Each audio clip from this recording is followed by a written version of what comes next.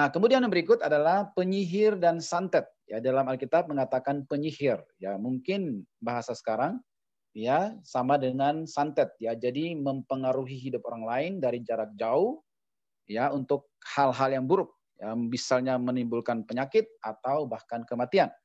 Ya, saudaraku. Nah, itu juga adalah praktek penyembahan berhala bertentangan dengan firman Tuhan dan anak Tuhan tidak boleh melakukan hal ini. Ya. Dan orang yang masih terlibat dalam sihir atau santet sebenarnya adalah masih berarti pola pikirnya masih berpikir mundur. Ya. Ya, dunia sudah begitu canggih, kemajuan sudah begitu luar biasa, Injil sudah sampai ke kampung kita, terang sudah datang yaitu Yesus sudah sampai ke kampung-kampung kita, tetapi banyak orang yang masih lebih menyukai cara berpikir yang lama, masih suka berpikir mundur, lebih menyukai kebiasaan dari roh-roh jahat ya berupa sihir dan santet. Nah, saya ingin membuka logika kita ya bahwa kalau memang sihir dan santet itu adalah sakti dan hebat, kenapa para santet dan sihir itu tidak menyantet dan menyihir orang-orang Belanda pada zaman penjajahan dulu, biar mereka semua mati dan kita lebih cepat merdeka ya.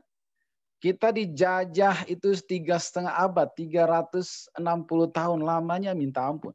Di mana para sihir dan santet itu?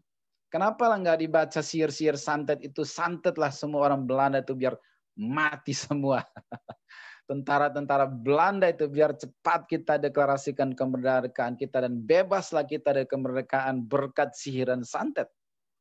Ya, ternyata tidak ada juga, kalah dengan basoka dan rudal daripada penjajah. Jadi sihir dan santet itu adalah cara pikir primitif di mana Injil belum sampai.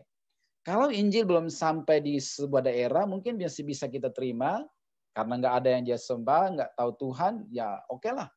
Itulah yang dia yakini. Tetapi kalau sudah ada gereja di samping rumah kita, di kampung kita, dan banyak orang sudah bertobat dan meninggalkan itu, lalu kita masih hidup dalam pola pikir itu namanya berpikir mundur. Ya, jadi logikanya seperti itu. Kenapa tidak menyantet orang-orang Jepang yang setengah tahun membuat kita menderita, nenek moyang kita menderita disuruh kerja paksa, Rodi, Romusa, ya? Kenapa nggak disantet biar mati semua, biar cepat merdeka kita sebelum 45 ya?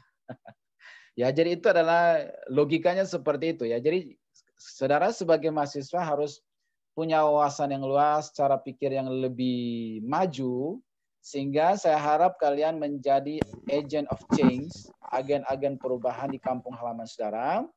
Ya, kalau saudara pulang kampung dan masih melihat praktek seperti itu, saudara harus bersuara, artinya memberi peringatan, memberi pencerahan, ya, memberi masukan supaya perlahan-lahan di kampung kita itu mulai ditinggalkan praktek itu supaya semakin majulah kampung kita itu dan bebas dari sihir santet dan akibat-akibat dari penyembahan berhala ya.